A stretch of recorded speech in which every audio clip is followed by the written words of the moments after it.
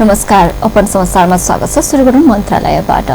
प्रदेश नम्बर 2 मा 11 सचिवको दरबन्दी भए पनि 3 सचिव मात्र कार्यरत रहेको पाइएको छ।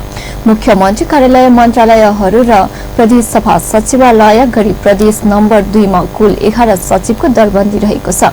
तर मुख्यमन्त्री कार्यालय, भौतिक पूर्वाधार तथा विकास मन्त्रालय र भूमि व्यवस्था, कृषि तथा सहकारी मन्त्रालयमा गरी जम्मा 3 सचिव मात्र कार्यरत रहेको पाइएको छ। मुख्यमन्त्री कार्यालयमा मात्र मुख्य सचिव गरी 4 सचिवको दरबन्दी छ, जसमध्ये मुख्य सचिव दीपक सुवेदी 2 हप्तादेखि विदामा छन्। त्यस्तै सचिव हरि भुयाल सेवा निवृत्त भएपछि उहाँको ठाउँमा कोही आएका छैनन्। अरू 2 सचिव मध्ये 1 पद रिक्त रहेको छ भने कानून सचिवको मलबहादुर खत्री मात्र कार्यरत रहेका छन्। त्यसैगरी भौतिक पूर्वाधार तथा विकास मन्त्रालयमा पुष्करनाथ घिमिरे र भूमि व्यवस्था, कृषि तथा सहकारी मन्त्रालयमा विजय चन्द्र झा कार्यरत रहेका छन्। सचिवहरू नहुँदा काम गर्न समस्या भइरहेको प्रदेश सरकारका मन्त्रीहरूको गुनासो गर्दै आएका छन्। प्रदेश 2 मा 4 मन्त्रालय र प्रदेश सभा सचिव विहीन बनेका छन्। सामाजिक विकास मन्त्रालयका सचिव देवीराम भण्डारी वैशाख 6 गते सरुवा भएपछि यो ठाउँ खाली छ। त्यसैगरी उद्योग, पर्यटन, वन तथा वातावरण मन्त्रालयका सचिव विद्यानाथ झाको सरुवा र आर्थिक मामिला तथा योजना मन्त्रालयबाट वैशाख 27 गते मुक्ति प्रसाद आचार्य, आन्तरिक मामिला तथा कानून मन्त्रालयबाट गत 26 गते जगदीश रेग्मी अवकाश प्राप्त गरेपछि यी मन्त्रालयहरू सचिव विहीन बन्न पुगेका हुन्। त्यसैगरी प्रदेश सभा सचिवालय पनि सचिव विहीन रहेको छ। मंगलबार बोलाएको प्रदेश सभा बैठक प्रमुख 2वटा विधेयक प्रवेश पाएको छ भने प्रदेश सभा कार्य सञ्चालन नियमावली 2075 संशोधनका लागि नियमावली संशोधन मस्यौदा समिति गठन भएको छ। मंगलबार 1 बजे बैठक बोलाएपछि करिब 1.5 घण्टा ढिलो सुरु भएको बैठकको शून्य समयमा बोल्दै प्रदेश सभा सदस्यहरू विभिन्न मुद्दाहरू उठान गरेका थिए। आप जल्दी ये हो नीति तय कार्यक्रम में भी जे विगत के नीति तय कार्यक्रम में कौन एहन महत्वपूर्ण चीज रहे जे नहीं छूटे और जे छूटल चीज रहे तेकरा हम सब गोटे राखे के प्रयास करी। नीति तय कार्यक्रम एक आधार हो अपने के प्रदेश के अर्थतंत्र के मजबूत करे के लेल हमरा यहाँ के नियत साफ नहीं भेला के कारण से सब गुजर रहा है। विचार में एगो बात बहै छी, व्यवहार में एगो कर रहल छी, तै के कारण से ई सरकार के जे बाहरा चर्चा परिचर्चा हो चाहे वो पॉजिटिव नहीं भक पूरे नेगेटिव चर्चा परिचर्चा भ रहा है। कि एगो मंत्री संसन आदमी अपना नगरपालिका में यहाँ के 24 करोड़ रुपया वो स्वास्थ्य के पैसा कटा कर प्रदेश भर के स्वास्थ्य के पैसा सबके रकमांतर कर यहाँ एगो नगरपालिका में ल जा रहा है। ऐसे कथी बुझत? सभी को मालूम है जो सचिव जी आज हैं कल सरवा हो जाते हैं, जो कर्मचारी हैं भी वो भी दिल दिमाग से सहयोग नहीं करते हैं। ऐसे तरीके में प्रदेश प्रहरी ऐन, अपनी पुलिस, करार कर्मचारी ऐन जो हम लोगों ने पारित कर चुका है, कम से कम उसे सरकार क्रियान्वयन करने में क्यों कंजूसियाई करती है, इस पे तो बड़ा ही हम लोगों को उदेक लगता है। तो कांग्रेस हो, नेकपा हो या फिर जो सरकार में है हम लोग राष्ट्रीय जनता पार्टी फोरम जो भी हो, फोरम के सभी में हम लोग देख रहे हैं समानुपातिक माननीय का को बहुत पीछे ढकेला जा रहा है। तो इस चीज़ का मैं आप लोगों को यहाँ से आगाह करना चाहती हूँ, समानुपातिक सांसद को अनदेखी ना किया जाए इस सदन में, क्योंकि अगर समानुपातिक माननीय एक हो जाएंगे तो ये सदन चलाना आपके लिए बहुत कठिन हो जाएगा। त्यसपछि आन्तरिक मामिला तथा कानून मन्त्री ज्ञानेन्द्र कुमार यादवले प्रदेश सञ्चारमा सम्बन्धमा व्यवस्था गर्न बनेको विधेयक 2075 पेश गर्न अनुमति माग्ने प्रस्ताव पेश गरेका थिए। सो प्रस्ताव बहुमतले स्वीकृत भएपछि सो विधेयक मन्त्रीले प्रदेश सभामा छलफलका लागि प्रस्तुत गरेका छन्। साथै मंगलबारै मुख्यमन्त्री लालबाबु राउतले अर्को एक महत्वपूर्ण विधेयक प्रस्तुत गरेका छन्। मुख्यमन्त्री राउत प्रदेशको लोकसेवा आयोगको काम, कर्तव्य र अधिकारका सम्बन्धमा व्यवस्था गर्न बनेको विधेयक 2075 उपर विचार गरियोस् भन्ने प्रस्ताव प्रस्तुत गरेका छन्। सो प्रस्तावमा नेकपाका सुन्दर बहादुर विश्वकर्मा, कांग्रेसका शिवचन्द्र चौधरी, नेकपाकै मन्जु यादव सहितकाले आफ्नो धारणा राखेका थिए। समावेशी हुनेछ 3 सदस्यमा भन्दाखेरि मलाई व्यक्तिगत विश्वास लागेको छैन। तसर्थ म यो सम्मानित सदनको तर्फबाट ध्यानाकर्षण गराउन चाहन्छु सरकारलाई कि यो 3 सदस्य जुन प्रदेश लोकसेवा आयोग छ, म उदाहरणको रूपमा चाहिँ यो प्रदेश लोकसेवा आयोग गठन होस्, त्यसमा चाहिँ महिलाको सहभागिता चाहिँ सुनिश्चित होस् भन्ने कुरा चाहिँ यसमा संशोधनको निम्ति चाहिँ अनुरोध गर्न चाहन्छु। र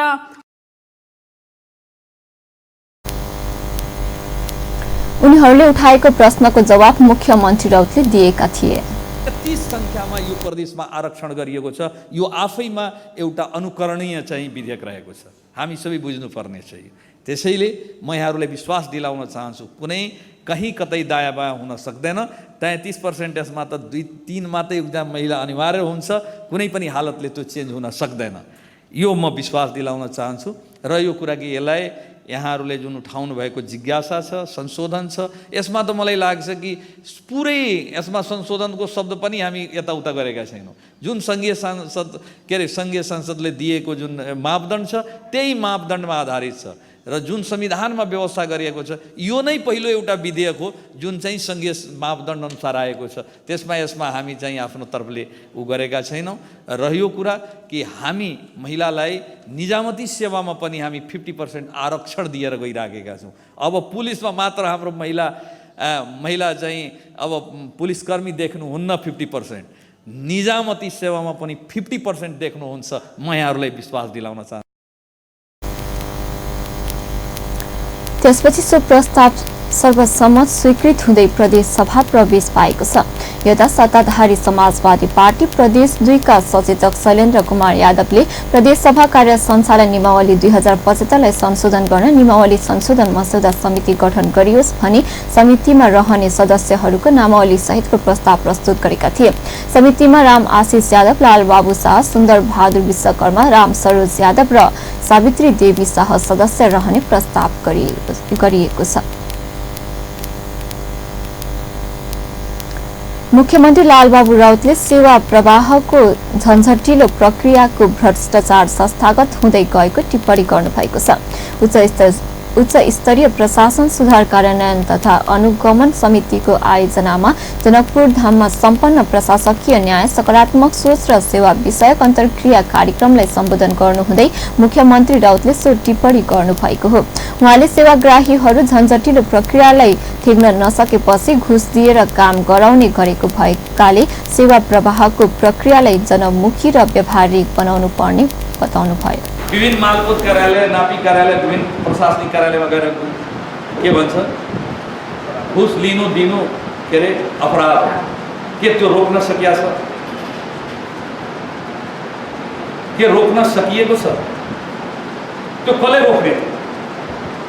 यस्तो न हामी विधि प्रक्रिया र यस्तो न सिस्टमको झन्झटिलो बनाइदिन्छ। बिचारा सेवाग्राही आएपछि उसलाई कुनै न कुनै त्यो भन्छ कि 4 दिन 5 दिन दगुर्नु भन्दा, चाकडी गर्नुभन्दा बरु चाहिँ 2-4 हजार रुपियाँ दिँदाखेरि हुन्छ, त्यतिले पनि पुग्दैन।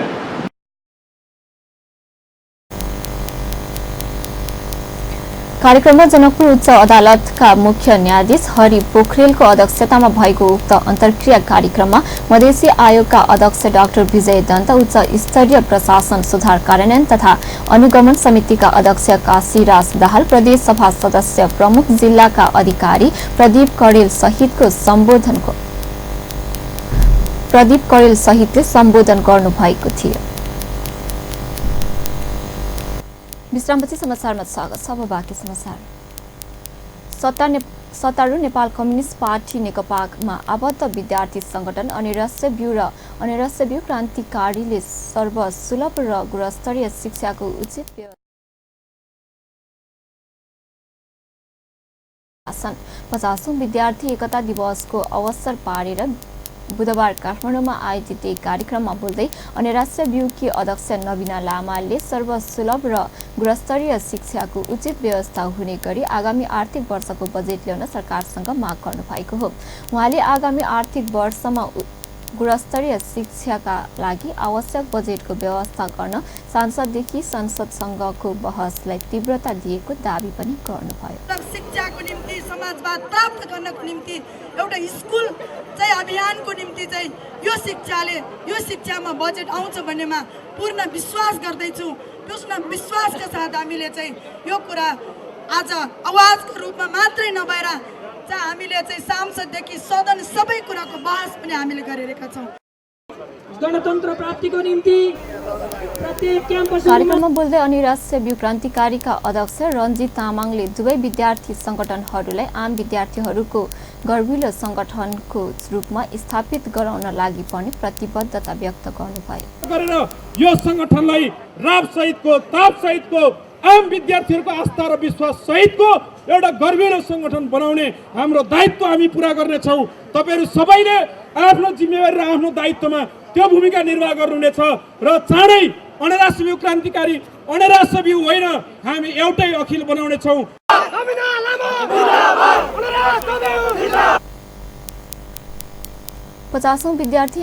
55औं विद्यार्थी एकता दिवसको अवसर पारेर काठमाडौँमा आयोजना गरिएको प्रभात फेरी कार्यक्रममा दुई संगठन बीचको एकतामा ढिलाइ नहुने प्रतिबद्धता सहितको नारा पनि घन्काएको थियो। काठमाडौँको बिरकुटी मण्डपबाट सुरु भएको प्रभात फेरी तत्कालीन विद्यार्थी शहीद चिनिया काजी श्रेष्ठले शहादत प्राप्त गर्नुभएको भूगोल पार्कमा पुगेर समापन गरिएको थियो। 2021 जेठ 1 गते तत्कालीन विद्यार्थी संगठनले निकालेको प्रदर्शनमाथि तत्कालीन पञ्चायती शासनले दमन गरेको दिनलाई स्मरण गर्दै हरेक वर्ष जेठ 1 गते अर्थात् आजकै दिन विद्यार्थी एकता दिवस मनाउने गरिन्छ। प्रमुख प्रतिपक्ष दल नेपाली कांग्रेसले संविधान प्रतिकूल हुने गरी ल्याइएका मिडिया मानव अधिकार र राष्ट्रिय सुरक्षासँग सम्बन्धित 3वटै विधेयक तत्काल फिर्ता लिन सरकारसँग माग गरेको छ। नेपाली कांग्रेस संसदीय दलको बुधबार बिहान सिंहदरबारमा बसेको बैठकले संविधान प्रतिकूल हुने गरी आएका सो 3वटै विधेयक तत्काल फिर्ता लिन सरकारसँग माग गरेको हो। संविधानको प्रस्तावना र भावना प्रतिकूल हुने गरी आएका ती विधेयकहरू तत्काल फिर्ता लिन सरकारसँग माग गर्ने निर्णय गरिएको पार्टीका प्रमुख सचेतक बालकृष्ण खाडले जानकारी दिनुभयो।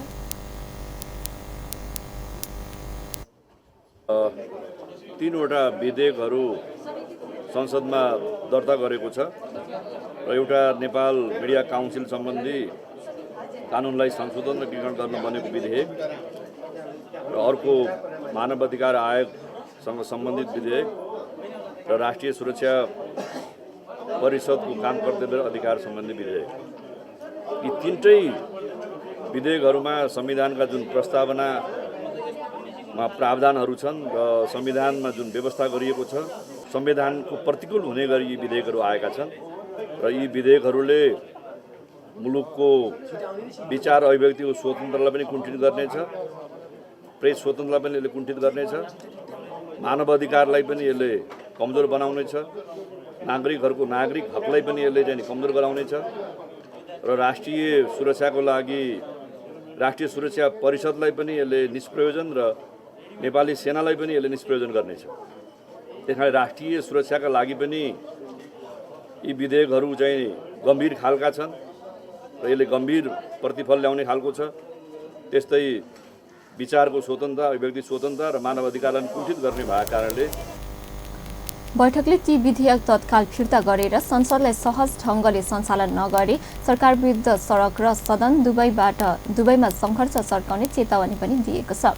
ती विधेयक तत्काल फिर्ता नभए सरकार विरुद्ध सदन र सडक दुवै ठाउँबाट सङ्घर्ष गर्ने निर्णय पनि गरिएको प्रमुख सचेतक खाडले बताउनुभयो। नेपाली कांग्रेसले सरकार निरङ्कुशताको यात्रामा निरन्तर अघि बढिरहेको आरोप पनि लगाउँदै आएको छ। नेपाल सरकार मन्त्री परिषदबाट पारित भएको नेपाल मिडिया काउन्सिल सम्बन्धी कानुनको आज देशभरले विरोध गरेका छन्। यही वैशाख 26 गते दर्ता भएको नेपाल मिडिया काउन्सिल सम्बन्धी कानुनलाई संशोधन र एकीकरण गर्न बनेको विधेयकका प्रावधानप्रति विरोध जनाउँदै नेपाल पत्रकार महासंघ केन्द्रीय समितिले घोषणा गरेको सङ्घर्ष अनुसार नेपाल पत्रकार महासंघ मुरुङ शाखाले पनि आज कालोपट्टी बाँधेर विरोध जनाएको छ। विरोध कार्यक्रम अनुसार आज कार्यक्षेत्रमा कालोपट्टी लगाएर काम गर्ने र महासंघ केन्द्रीय कार्यालय, प्रदेश कार्यालय र शाखा कार्यालयमा सरकारवाला पक्षबीच बहुत छलफल कार्यक्रम आयोजना गरिएको थियो। नेपाल पत्रकार महासंघ मोरङ शाखाका अध्यक्ष बन्धु पोखरेलले यो विधेयक लागू भई देशमा पत्रकारिताको अन्त्य हुने बताए। उनले पत्रकारिता अन्त्य हुन भनेको लोकतन्त्र नै धरापमा पर्नु रहेको बताए। उनले सरकारले यो विधेयक फिर्ता नभई थप कडा आन्दोलनमा उत्रने बताएका छन्। प्रधानमन्त्री केपी ओली एक साता लामो विदेश भ्रमण सकेर आज स्वदेश फर्कदै हुनुहुन्छ। प्रधानमन्त्री ओली बुधबार साँझ 7 बजे त्रिभुवन अन्तर्राष्ट्रिय विमानस्थल आइपुग्ने प्रधानमन्त्रीका प्रेस सल्लाहकार कुन्दन अर्यालले जानकारी दिनुभयो। प्रधानमन्त्री ओली सहितको टोली गत वैशाख 26 गते भियतनाम र कम्बोडिया भ्रमणमा निस्केको थियो। भ्रमणका क्रममा ओलीले भियतनाममा आफ्ना समकक्षी लगायत विभिन्न व्यक्तिहरूसँग भेटघाट गरेका थिए। भियतनामको भ्रमणपछि ओली कम्बोडिया पुगेका थिए। कम्बोडिया पनि ओलीले आफ्ना समकक्षीसँग भेटवार्ता गर्नुका साथै द्विपक्षीय हितबारे छलफल गरेको परराष्ट्र मन्त्रालयले जनाएको छ। भ्रमणका क्रममा प्रधानमन्त्रीले ती देशका व्यवसायीहरूलाई नेपालमा लगानी गर्न आह्वान गरेका छन्। विश्रामपछि समाचारमा स्वागत छ। बाँकी समाचार। काठमाडौँमा नेपाल भारत लगानी एक्सपो सुरु भएको छ। नेपाल उद्योग वाणिज्य महासंघ, भारतीय दूतावास र भारतीय फ्रेन्चाइज कम्पनीको संयुक्त आयोजनामा बुधबारबाट सो एक्सपो सुरु भएको हो। नेपालमा वैदेशिक लगानी भित्राउने मुख्य उद्देश्यका साथ सो प्रदर्शनी आयोजना गरिएको नेपाल उद्योग वाणिज्य महासंघकी अध्यक्ष भवानी राणाले जानकारी दिनुभयो। काठमाडौँको दरबार मार्ग स्थित एक एन्ड यति होटलमा आयोजना गरिएको सो एक्सपोको दोस्रो दिन बिहिबार प्रधानमन्त्री केपी शर्मा ओलीले पनि सम्बोधन गर्ने कार्यक्रम तय गरिएको छ। एक्सपोमा दुवै देशका करिब 60वटा ब्रान्डेड कम्पनीहरूले भाग लिएका छन्। एक्सपोको दोस्रो दिन बिहिबार नेपालमा उद्यम विकासको मार्गचित्र र त्यसका लगानी आवश्यक लगानीका विषयमा विस्तृत छलफल हुने अपेक्षा गरिएको छ।